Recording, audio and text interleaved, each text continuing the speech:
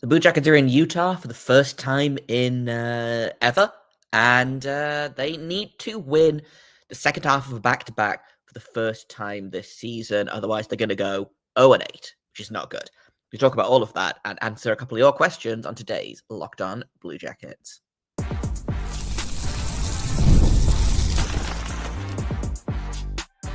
You're Locked On Blue Jackets, your daily podcast on the Columbus Blue Jackets, part of the Locked On Podcast Network, your team every day. Hello and welcome to Locked On Blue Jackets, part of the Locked On Podcast Network, your team every day. As always, your host, Jay Foster. Thank you for making this your first listen or your second listen if you already listened to this morning's episode of the day. And we're talking about the good, the bad, and the ugly about your favorite team and mine, the Columbus Blue Jackets. Before we get things started, I want to thank everyone for making it your first listen. I've already said that. I've already lost control of this. It's fine. I'm doing my best. Today's episode is brought to you by Gametime. Download the Gametime app, create an account, and use code LOCKEDONNHL for $20 off your first purchase. Thought I'd go live. Have a little pre-game hangout for tonight's game against Utah. It still doesn't kick off for like 3 hours. I'm suffering over here in the UK, but it's fine. So we're going to talk a little bit about the game. We're going to talk a little bit about who to watch out for on I was going to call them the Utah Coyotes, and that's simply not what they're called. Who to watch out for on Utah, and I got a couple of listener questions as well. As always, I can't do multiple things at once. I'm very, very stupid and can really only do one thing at a time. So if you have comments, questions, etc., throw them in the chat. I will get to them probably in the third segment. I have a couple of questions already in the hopper, but if you have other questions, throw them in the chat, and I will get to them when I look at the chat in the third period. But third segment, doing great. That being said, let's talk a little bit about tonight's game. The Blue Jackets are 0-7 in the second half of a back-to-back this season, which is bad. It might be the worst record of any NHL team, although I don't know for sure, but my guess is it's down there, and there's really like no logic or reason to it. They're just not good in the second half of a back-to-back, and I don't know whether it's like last time, obviously they played really well in Toronto, and then they had to fly to Carolina and play a game like 24 hours later. They had to travel from Toronto to Carolina. They had to clear customs. They didn't get to the hotel until 3 a.m., and then they had to play a game like 14 hours after that.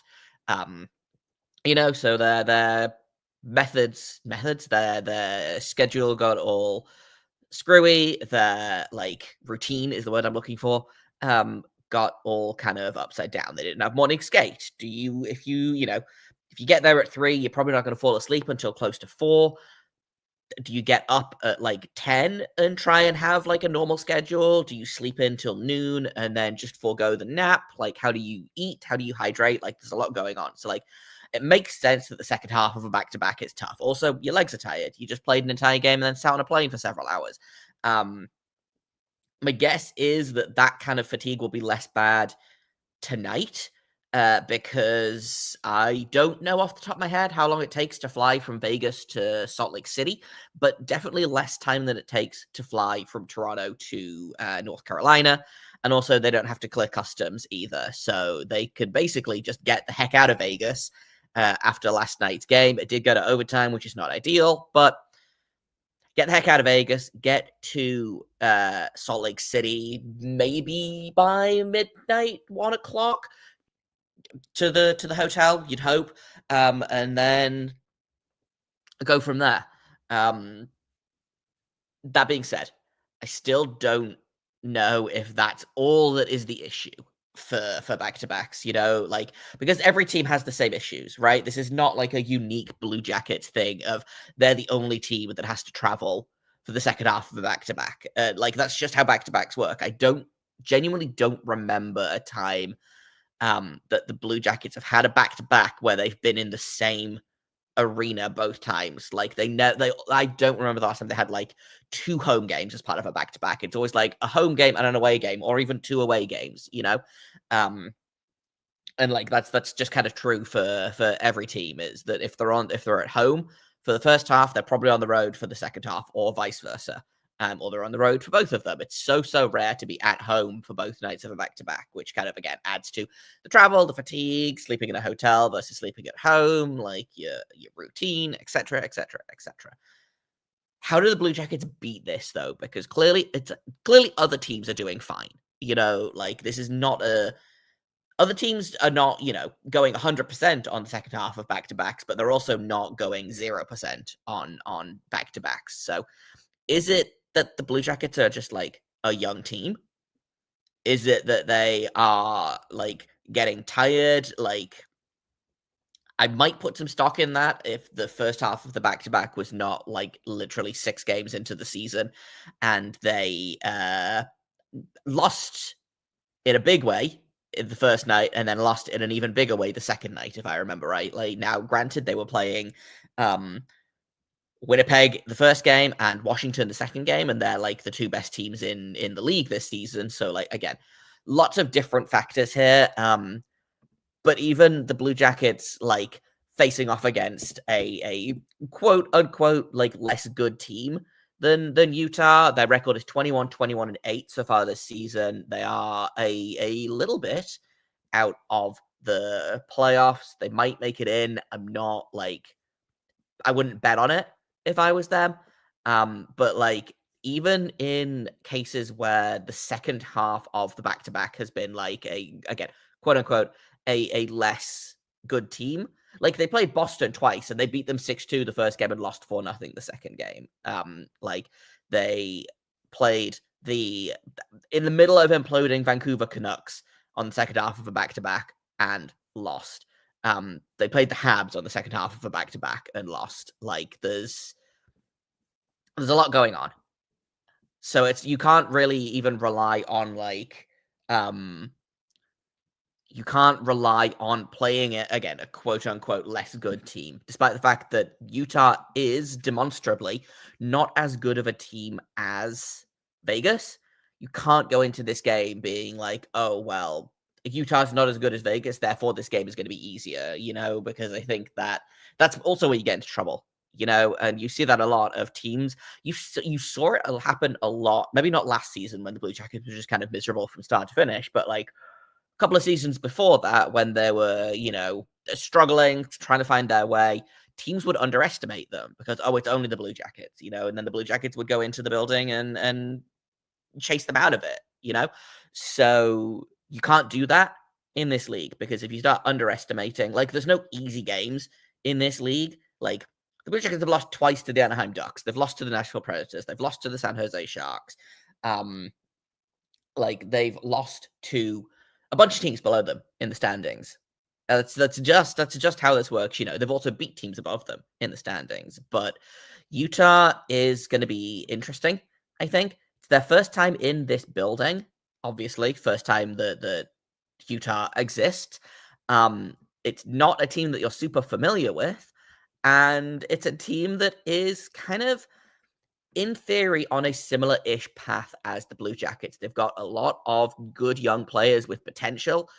Their rebuild has not been quite as tumultuous as the Blue Jackets, let's say, but they're still in, I think, anyway, a similar place of the Blue Jackets, as they should be trying to climb out of a lottery pick. Like, the former, the team formerly known as the Coyotes have been kind of on an up and down. Like, they picked, I want to say 7th or 8th overall this most recent draft. I could be wrong on that.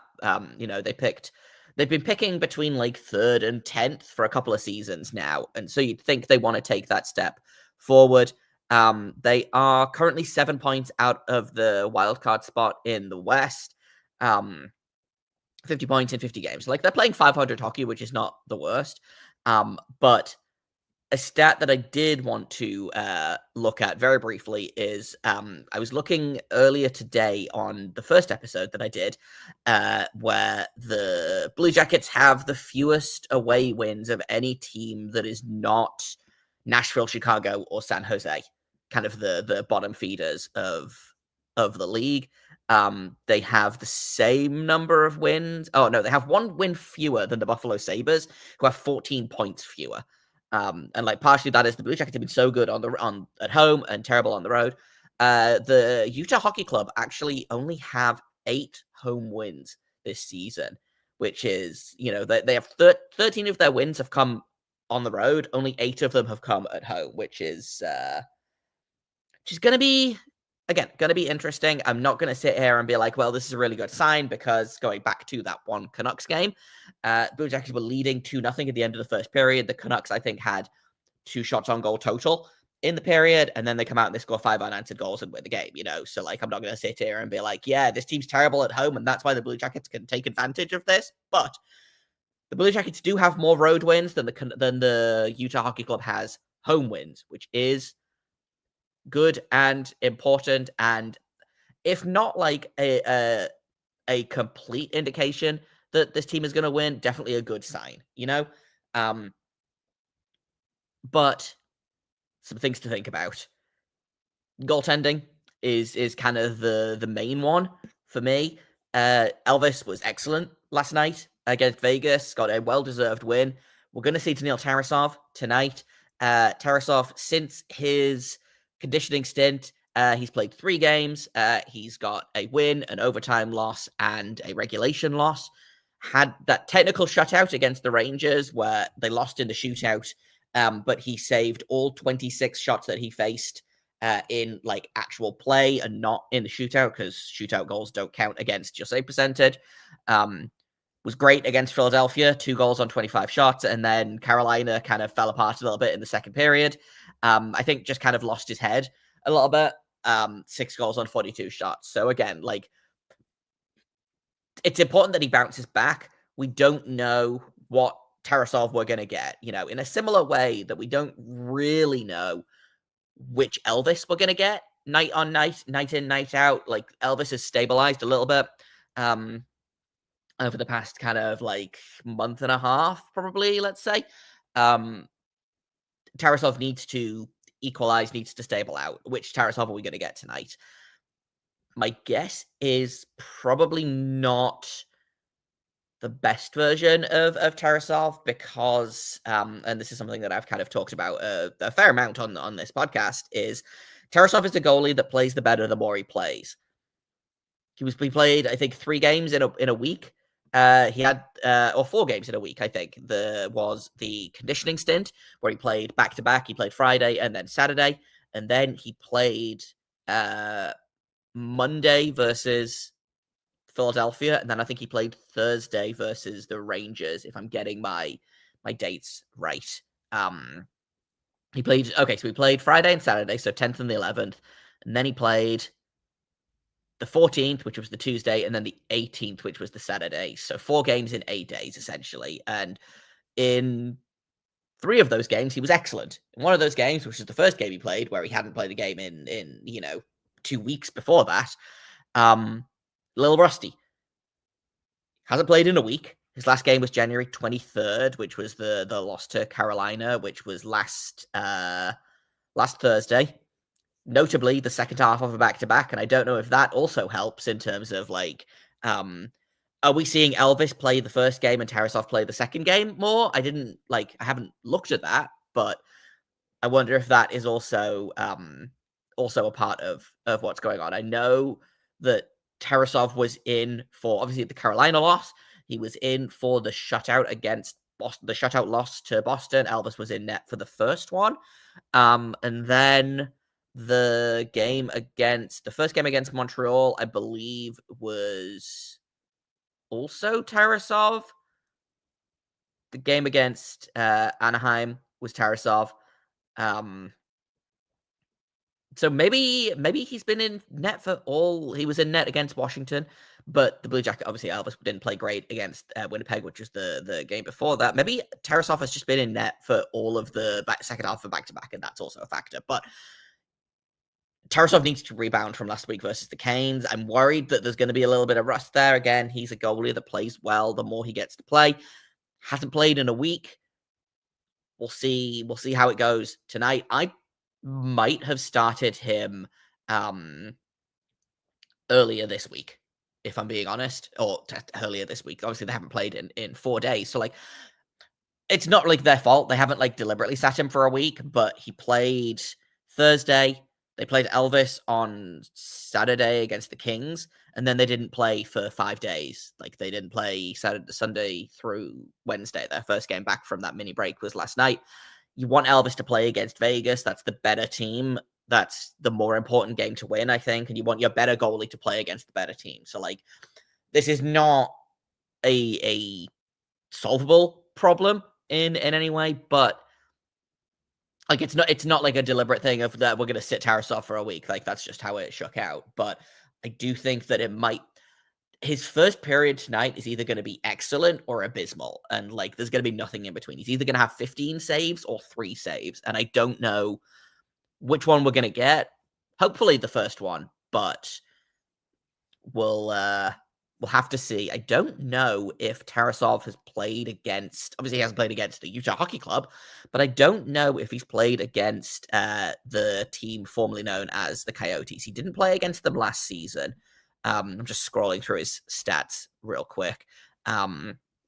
He played against them October 25th, 2022, started the game, allowed 4 goals on 12 shots, played 35 minutes, and got pulled. So, not ideal. That's his only body of work against this team, technically. It's not technically this team, but you know what I mean. So, we'll see. I'm not like the most confident in the world for a variety of reasons, but we'll see how it goes. In terms of Utah, guys to watch, Clayton Keller, obviously. He's got 6 points in his last 5 games. He's currently sitting on 54 points for the season, which is leading everyone on.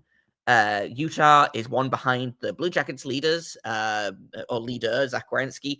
And then they've got Logan Cooley, who I'm a big fan of. He's got 43 points in 50 games after I feel like a slowish start to this season. They are a really weird team. Again, they don't score a ton. They're 22nd in the league in goals for per game, 16th in the league in goals against per game. So, like, they are okay defensively. They're not great offensively. Power play is about the same as the Blue Jackets. Penalty kill is way better. So, I wouldn't count on special teams coming into play tonight, but we'll see. It depends very much as well on which goalie Utah is going to play. Karel Vejmelka is 11-14-3 with a 912 save percentage. Connor Ingram is 8-6-4 with an 881 save percentage. So it seems like Vejmelka is playing better, but Ingram is getting the wins. He's got 8 wins and 10 losses to Vejmelka's 11 wins and 17 losses. But we'll see. Obviously, Ingram is the goalie that I would like them to start. I don't know what their schedule is like. They didn't play last night, I'm pretty sure. No, they didn't. And they do play tomorrow, I believe. No, they don't play tomorrow. So my guess is we'll see Vejmelka tonight, which could be interesting. Vejmelka versus Tarasov could be an interesting matchup.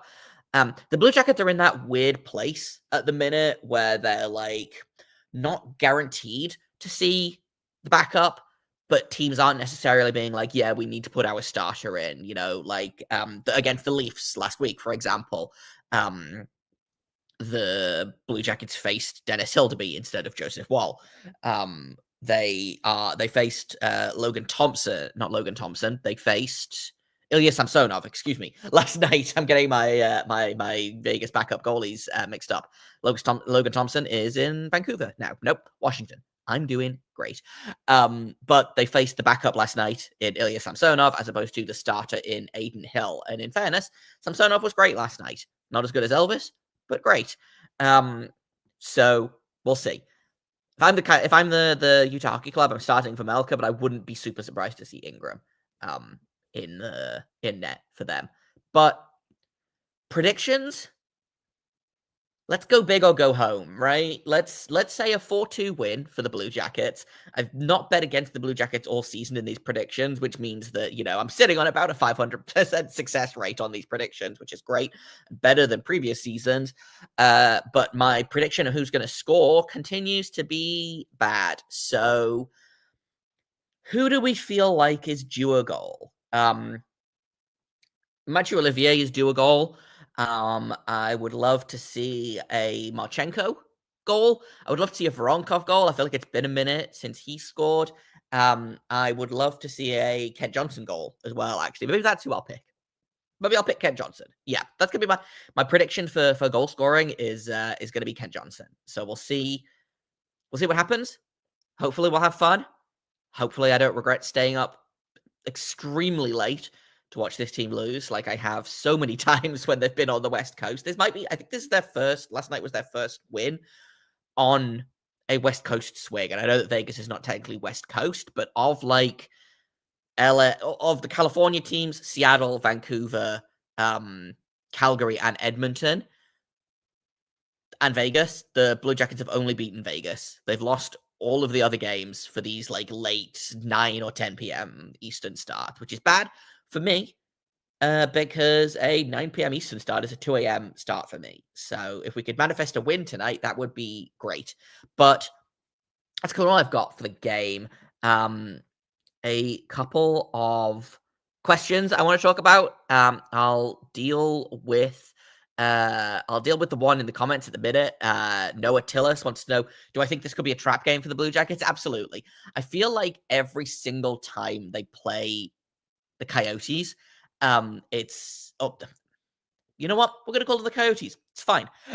Every single time they play this team, I feel like the Blue Jackets show up and think that they can coast on by, and they simply can't. And every single time, like, does anyone else remember the fact that they let Zach Kassian score a wraparound goal on them? This was a couple of seasons ago now. It was like early in, I think, the first season with Gaudreau. They let Zach Kassian score a wraparound goal on them. Like, that's the kind of thing we're talking about. Do I think the goals will be as stupid as last night versus Vegas? Probably not, but I think that it could very easily be a trap. You think this is going to be a nice, easy game, especially, you've just come out of Vegas, which is a tough building to play in, a really good performance, but a really tough game. And you're like, oh, okay, it's fine. This is only Utah. So I absolutely think this could be a trap game. I'd hope that they've played in enough trap games so far this season to not get bought in. But as we know, hockey players, they play hockey, not school, as per Pat Maroon. So we'll see how it goes. Z-Man J says that I picked a KJ goal, so it's probably going to be 2 JVR goals and a Corrali goal. Absolutely. Or it's going to be like a Damon Severson 3-point night or something like that. The main question I did want to answer is a couple of, well, I tweeted about this and then a couple of people commented about it. So Elias Pettersson keeps being linked to the Blue Jackets. Peterman Peter wants to know, did I make a mock trade for him? Joe DiBiase from Locked On Sabres named Columbus as a potential competition, but he didn't think Columbus had the necessary pieces to beat Buffalo. I don't necessarily have like a mock trade in mind. I keep going back to, and they won't get as much as Colorado got for Rantanen. So, which again, the closest thing that we have to that is trading Cole Sillinger and Kromachenko for Elias Pettersson. Like, that's not a trade I do at all. Someone said something along the lines of potentially like the Jack Eichel trade, which I believe was, if I can pull that trade up real quick, it was Alex Tuck and another player, Peyton Krebs, a first-round pick, and a second-round pick. So Alex Tuck is a perfectly serviceable player for the Buffalo Sabres. I don't know off the top of my head like what that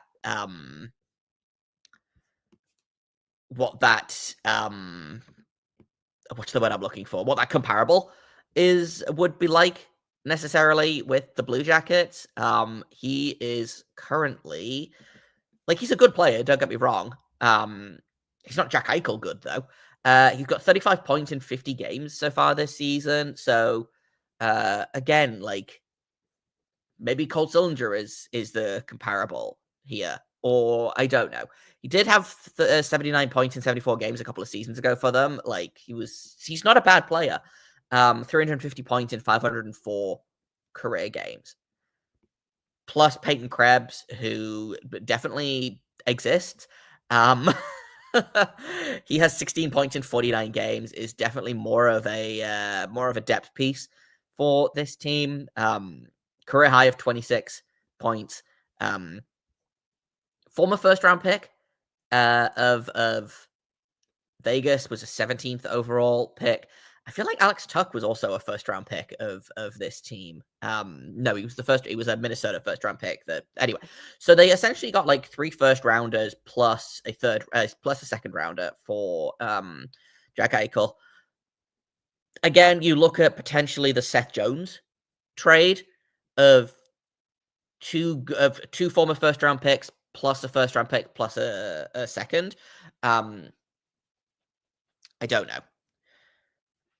I know that there was Fenrir Varga in the comments of my tweet suggested Caden Lindstrom, Igor Chinikov, and both of this year's first rounders, which in theory should be two picks in between like 16 and 24. If the Blue Jackets make the playoffs, that is that, I don't know if that's a trade. Like that would probably be a trade that I would do. I like Igor Chinikov a lot. Elias Pettersson is a really good player on a slump at the minute. My worry is I don't know what the issue is in the Vancouver locker room. You know, like you hear all these rumors, and is it that JT Miller is the problem? Is Elias Pettersson the problem? Are they both the problem? Will trading him fix the problem? Is he the problem? Is it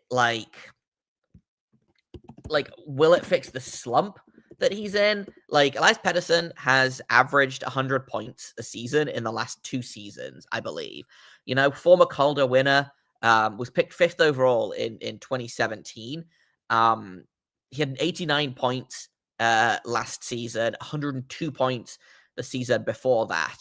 This season, he's got 32 points in 44 games. So, like, definitely a down year for him. Is that something that gets fixed with a trade? You know, or is this just he's making $11.5 million for the next 7 years after this year, I believe. Like, that feels like a big risk for the Blue Jackets to take. His no move clause kicks in this summer. I don't know. I keep going back and forth on whether this is a trade that I would make. My problem is, and I talked about this a little bit in like the this morning's episode that I did of like, okay, you trade for Pettersson, you've got Monahan, you've got Fantilli. If you assume that Sillinger is probably going the other way, which I don't like at all because I love Cole Sillinger and I think he's a big part of this team going forward. Like, he's my underdog pick to be the next captain of this team, quite frankly. Do you roll out? So, like, okay, for the sake of argument, Sillinger goes the other way. Your top 3 centers are Monahan, Fantilli, and Pettersson. Monahan is not going to be a third-line center on this team. Like, should he be? Probably. Of those 3 plays, he probably should be the third-line center. But then, if he's not, like, one of Pettersson or Fantilli is going to play 3C, and it's not going to be Pettersson because, again, he's making $11.5 million. So, do you put Adam Fantilli as your 3C and hope that he turns out okay. Like, it feels like a trade that you make if you're trying to fast forward this team's trajectory, you know? Similarly to, and they're not like comparable trades at all, but like a couple, like not last summer, the summer before, when Kekalainen traded for Provorov and Severson at the same time and then gave Severson that contract. It felt like they were trying to accelerate the rebuild trajectory, and it feels a little bit like if you trade for Pedersen, you're trying to accelerate that rebuild timeline. And it didn't work before, so I don't know what makes you think it'll work now. You know, Pedersen is a different player to both Severson and Provorov. Like, he's, again, genuinely a really, really good player. I like Severson. I like Pedersen a lot. He's defensively capable. He's offensively gifted. Like, he's smart. He reads the play well. He's a good skater. Like, he plays on the PK, which is not nothing for, especially for, like, you know, a player of his offensive caliber. Do you make this trade, or do you save your assets for potential draft movement and save your cap for free agency? Do you go after Mikko Rantanen? Potentially, do you go after a guy like Mitch Marner, who is probably going to command the same amount of money as Rantanen? I will say that the cap going up means that probably he'll be back in Toronto. The cap is jumping up to what, like $93 million next season. So they've got an extra $5 million to play with. If that hadn't gone up as much, I would have thought that Marner would probably be hitting the market. I think he's probably going to resign in Toronto, which is annoying because I think he's a really good player and I think he would fit in well with the team. So like, do you go hard after Rantanen and try and get another elite winger? Like imagine if your top line was Mikko Rantanen, Adam Fantilli, and Gromachenko. Horrible, disgusting, nasty. Other teams will cry. But like that's personally what I would do. I don't think I make this trade for the Blue Jackets. Unless something else happens. I don't know. I don't think so. And it again goes back to something that I've kind of been saying on and off all season, which is, and it came up a lot when Gaudreau first passed away, and there were a lot of people saying, well, how are they going to hit the floor? Do they trade players and pick up bad contracts, or do they trade players to retain salary and what have you, you know? I don't see how you trade anyone in this room that you like that's under contract, you know? Like, again, I could see them moving out some pending UFAs. I don't know how you trade any roster member of this team after the season that they've had coming together, after what happened this summer. Like, when you look at, I think again of Cole Zillinger, 21 years old, standing up at the vigil outside Nationwide and talking to, you know, several hundred people about Gaudreau. You know, do you trade that? Like, that's a really good leadership quality. Like, I think he's going to be a leader on this team. And there's I don't know. I think you keep this team together. People are saying that you want to reward them for playing well. But again, I still think Boone Jenner is your trade deadline acquisition. Chinikov is ostensibly another trade deadline acquisition. You're going to get Monahan back a couple of weeks after the trade deadline. I don't think you need to go out and get and add someone like Pedersen necessarily. Maybe that's a hot take. I don't know. How do I feel looking back on the Caden Lindstrom pick? It's tough because he hasn't played this year, and I know that a lot of people are struggling with that. And, you know, like, a back injury is tough. You know, we're all, I think the Blue Jackets fan base is like consistently a little traumatized by Ryan Murray and his like extensive back issues. I'm not worried about that pick yet. I think Cameron Blake asked this, by the way. I should have said that. We're gonna finish up here in a second, but I saw this question come in, so we're gonna finish up and we're gonna answer it. It's too early to tell. I would have liked to see him play this season just to kind of see how he's progressing. It's tough that it's tough to miss your D+1 year due to injury. Like Frank Nazar did it, a Blackhawks pick. He got injured his freshman year at Michigan, missed basically the entire season there. I think only played like 15 games or something. He's doing fine. Now, Frank Nazar was picked later than Caden Lindstrom, and I know a lot of people are like, they should have gone with Demidov. There's no indication that Demidov would have wanted to come to Columbus. Like, from all accounts, he wanted to go to Montreal in the same way that Michkov wanted to go to Philadelphia. And I don't know, maybe I'm old-fashioned, but I think you shouldn't draft players that don't want to play for your team, I also, like, hindsight is a thing, They thought that they were good on wingers, They had Gaudreau, they had Marchenko looking like a rock star, they had Kent Johnson, like Voronkov had taken steps. They feel really good about Gavin Brindley. There was a lot of high-end wing pieces in this organization. I don't fault them for picking a center. In hindsight, probably they should have picked a winger, especially when you look at like the Monahan free agent signing.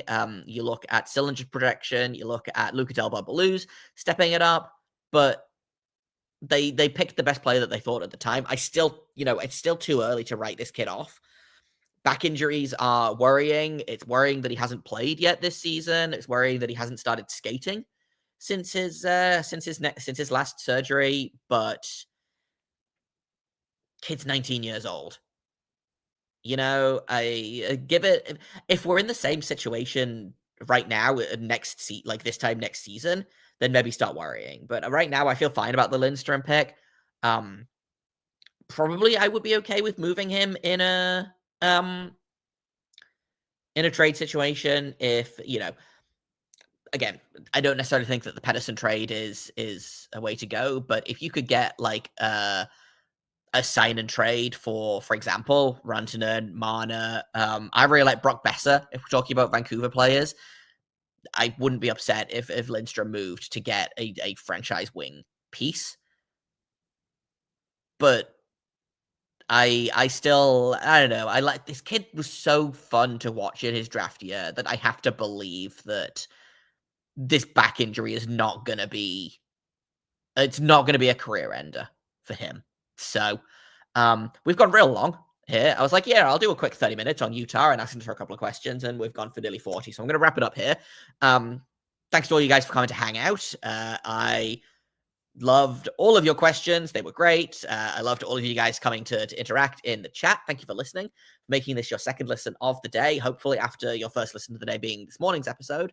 But I've been Jay Foster. You can find me on Twitter at _Jacob Foster, JAKOBFORSTER. You can find the show at LO_Blue Jackets. Let's enjoy the game tonight. I'll be back on Monday breaking down tonight's game and the good, the bad, and the ugly, etc., etc., etc. Thank you once again for listening. Until tomorrow, or until Monday, I should say, make sure you stay locked on.